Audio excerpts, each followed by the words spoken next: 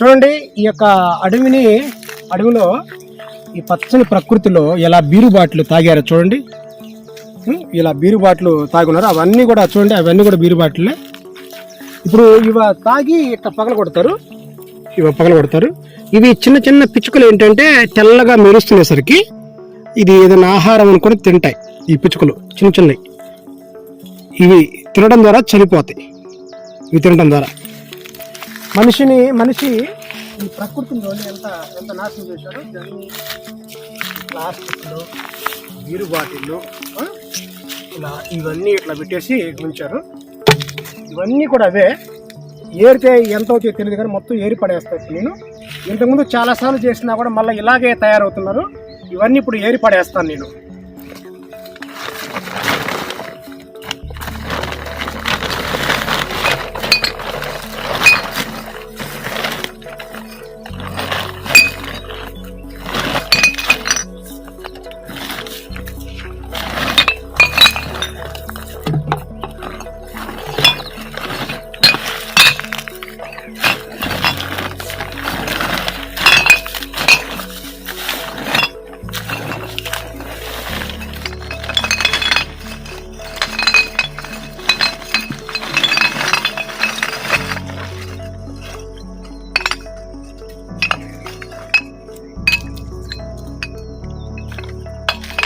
చూడండి ఎంత ప్లాస్టిక్ ఉందో.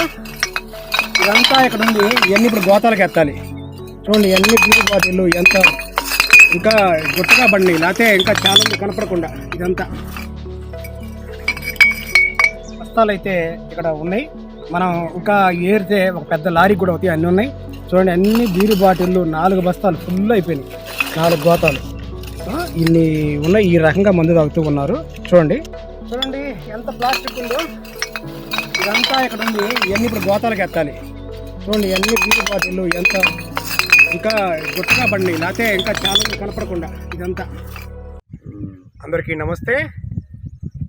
చూడండి ఈ యొక్క పచ్చని ప్రకృతిని, అడవి తల్లిని కొంతమంది విలాసాల పేరుతో, ఫంక్షన్ల పేరుతో, పార్టీల పేరుతో సరదాగా ఈ ప్రకృతిలోకి వచ్చి మందు తాగటం, అలాగే ప్లాస్టిక్ బాటిల్ అన్నీ అక్కడ పడేయటం, బీరు బాటిల్స్, క్వార్టర్ బాటిల్స్ ఇవన్నీ అక్కడ పడేయటం.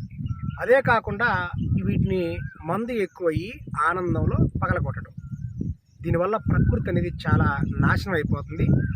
ఎంత నాశనం అయిపోతుందో మీరు చూస్తే ఆశ్చర్యపోతారు. ఈ బాటిల్స్ ఇవన్నీ కూడా ప్రకృతికి మనిషి అనే వ్యక్తి మేలు చేయకపోయినా పర్లా, కీడు చేయకుంటే చాలు.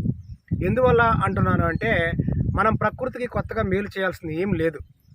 దానికే అదే ప్రకృతి కొత్తగా తయారవుతూ ఉంటుంది. ఈ సంవత్సరం నుంచి వచ్చే సంవత్సరం అట్లా పునర్వృద్ధి అవుతుంది. కానీ ఈ మనిషి దాన్ని మేలు చేసేది కాక కీడు ఇంకా నాశనం చేస్తుంటాడు.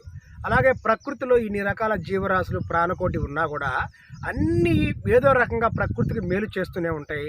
ఒక మనిషి మాత్రమే కీడు చేస్తూ ఉంటాడు.